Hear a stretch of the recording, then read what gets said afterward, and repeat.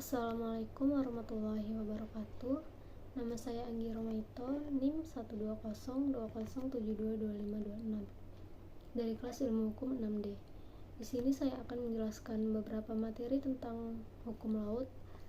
Yaitu yang pertama ada tentang laut pedalaman, yang kedua laut teritorial, dan yang ketiga tentang zona tambahan. Baiklah, langsung saja kita masuk ke materi yang pertama, yaitu tentang laut pedalaman. Konvensi Hukum Laut 1982 tidak memuat ketentuan tentang perairan pedalaman dalam bab tersendiri.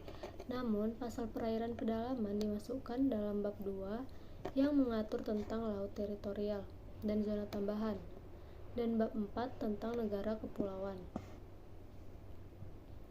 Yang dimaksud dengan perairan pedalaman adalah wilayah-wilayah perairan yang ada di bagian dalam garis pangkal, yaitu muara sungai, teluk, dan pelabuhan. Status hukum perairan pedalaman suatu negara pantai adalah di bawah kedaulatan penuh negara pantai. Status perairan pedalaman diatur dalam Pasal 2 Ayat 1 Konvensi Hukum Laut 1982, bahwa kedaulatan suatu negara pantai selain wilayah daratan dan perairan pedalamannya, dan dalam hal suatu negara kepulauan, perairan kepulauannya. Kedaulatan perairan pedalaman adalah milik negara pantai. Nah, dengan kata lain, karena negara pantai memiliki kedaulatan penuh atas perairan pedalamannya, maka negara pantai berhak untuk melarang masuknya ke pelabuhan-pelabuhannya kapal asing, kecuali kapal dalam keadaan darurat, misalnya kapal pencari orang-orang sebagai akibat bencana alam, kapal dalam keadaan rusak berat, dan dalam keadaan khusus hak lintas damai bagi kapal asing jika perairan pedalaman negara tersebut dahulunya adalah laut bebas atau laut teritorial, yang karena pemakaian sistem strike baselines menjadi laut pedalaman. Meskipun demikian, negara pantai tetap memberi izin masuknya kapal-kapal dagang dengan tetap tunduk pada berlakunya hukum nasional dari negara pantai. Nah, perlu diketahui juga bahwa sesuai ketentuan hukum internasional yang berlaku, suatu negara dapat menetapkan pelabuhan-pelabuhan dalam wilayahnya sebagai pelabuhan-pelabuhan internasional, sehingga dianggap terbuka untuk jalur lintas perdagangan internasional. Sebagaimana telah diuraikan bahwa perairan pedalaman adalah wilayah-wilayah perairan yang ada di bagian dalam garis pangkal seperti muara sungai, teluk-teluk, dan pelabuhan.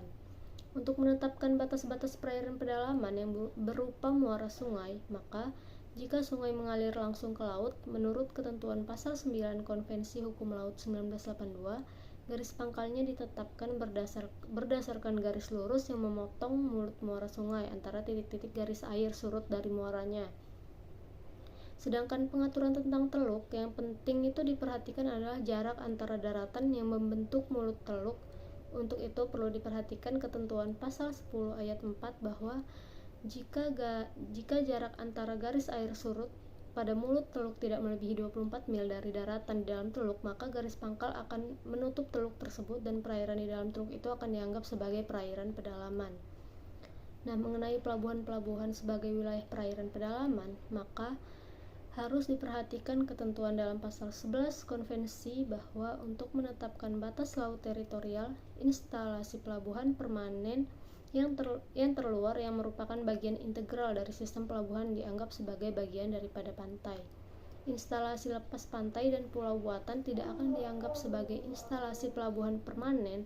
Yang dimaksud dengan instalasi lepas pantai dan pulau buatan adalah instalasi penambangan minyak di lepas pantai. Baiklah, selanjutnya kita masuk ke materi yang kedua, yaitu laut teritorial. Istilah laut teritorial dikenal beberapa istilah yang dipergunakan, yaitu jalur maritim, kemudian ada juga yang menggunakan istilah perairan teritorial.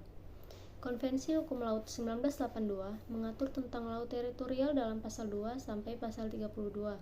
Ketentuan Pasal 2 Konvensi Hukum Laut 1982 mengatur tentang status hukum laut teritorial, ruang udara di atas laut teritorial, dan dasar laut serta tanah di bawahnya. Pada ayat 1 pasal ini dinyatakan bahwa kedaulatan suatu negara pantai selain wilayah daratan dan perairan pedalamannya, dan dalam hal suatu negara kepulauan, perairan kepulauannya, meliputi pula suatu jalur laut yang berbatasan dengannya yang dinamakan laut teritorial. Nah, berdasarkan isi pasal 2 ayat 1 Konvensi Hukum Laut ini dapat ditarik suatu definisi dari laut teritorial, yaitu suatu jalur laut yang berdekatan yang berada di luar wilayah daratan dan perairan pedalaman serta di luar perairan kepulauan. Pasal 2 ayat 2 Konvensi Hukum Laut 1982 menyatakan bahwa kedaulatan ini meliputi ruang udara di atas laut teritorial serta dasar laut dan tanah di bawahnya. Lebar laut teritorial sebelumnya berlakunya Konvensi Hukum Laut 1982 menunjukkan tidak adanya kesatuan pandangan dan lebih menggambarkan kontroversi karena ada negara yang mengklaim lebar laut teritorial dari 3 mil dan ada negara yang menganut prinsip sampai 200 mil. Praktik dan doktrin yang berlaku pada abad 16 dan 17 menentukan lebar laut teritorial mendasarkan pada kriteria yang sumir, yaitu pada batas pandang untuk menetapkan batas perairan yang dapat dimiliki suatu negara. Kemudian penulis bernama Grotius melakukan perubahan dan diperkenalkan suatu doktrin, yaitu doktrin Canonshoot atau prinsip yang di mana negara pantai mempunyai hak atas perairan sampai batas di mana perairan tersebut dapat dikontrol dengan kemampuan jarak tembak meriamnya. Adanya pendirian yang berbeda-beda di atas merupakan gambaran belum adanya kesepakatan tentang lebar laut teritorial ini. Nah, untuk menetapkan batas laut teritorial, negara pantai dan zona-zona maritim lainnya sangat penting untuk menetapkan titik-titik di sepanjang pantai paling luar dari mana lebar laut teritorial dan zona-zona maritim lain akan diukur. Ini yang disebut dengan garis pangkal, garis dari mana lebar laut teritorial dan zona-zona negara pantai lainnya, yaitu zona tambahan, zona ekonomi eksklusif, diukur keluar. Upaya untuk mengatur tentang garis pangkal sudah terdapat pada Konvensi Hukum Laut 1 tahun 1958. Konvensi 1 ini memuat ketentuan-ketentuan tentang penarikan garis pangkal pada pasal 3, 4, 5. Garis pangkal yang umum dipakai untuk mengukur lebar laut teritorial adalah low water line. Pasal 3 Konvensi 1 ini memuat ketentuan tentang garis pangkal surut sebagai garis pangkal biasa. Garis pangkal biasa dipergunakan untuk pantai-pantai yang lurus dan tidak berliku-liku.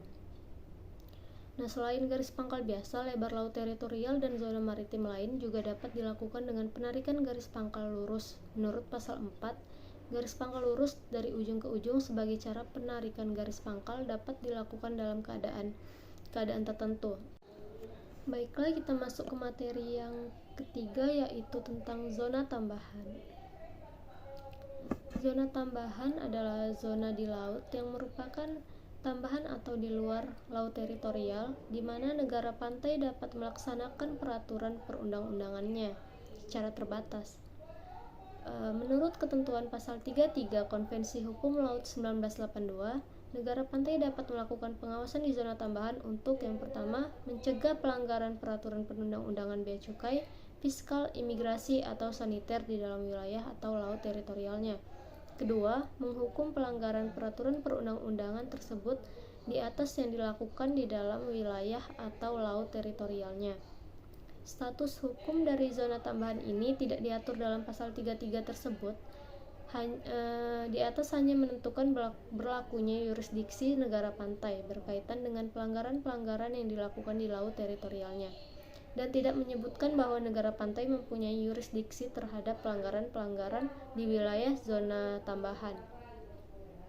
Jalur tambahan adalah bagian dari laut bebas yang berdekatan dengan laut wilayah dan yang menurut Konvensi Jenewa 1958 jaraknya dari baseline tidak boleh lebih dari 12 mil laut. Karena itu, contiguous zone ini telah termaksud ke dalam laut wilayah. Di dalam jalur tambahan ini, negara pantai tidak mempunyai kedaulatan seperti juga di dalam laut teritorial, karena jalur tambahan pada dasarnya dianggap sebagai bagian dari laut bebas. Meskipun demikian, negara pantai dapat melaksanakan yurisdiksinya di jalur tambahan, sama seperti ketentuan pasal 33 ayat 1 Konvensi Hukum Laut 1982. Menurut pasal 33 ayat 2 Konvensi Hukum Laut 1982, lebar jalur tambahan ini tidak dapat melebihi 24 mil laut dari garis pangkal dari mana lebar laut teritorial diukur. Dengan demikian, lebar jalur tambahan suatu negara akan bergantung kepada berapa jauh negara tersebut menetapkan lebar laut teritorialnya. Di luar kewenangan negara pantai yang terbatas tersebut, pada dasarnya status perairan zona tambahan tetap merupakan bagian dari laut lepas, kecuali kalau negara pantai menetapkan zona ekonomi eksklusifnya.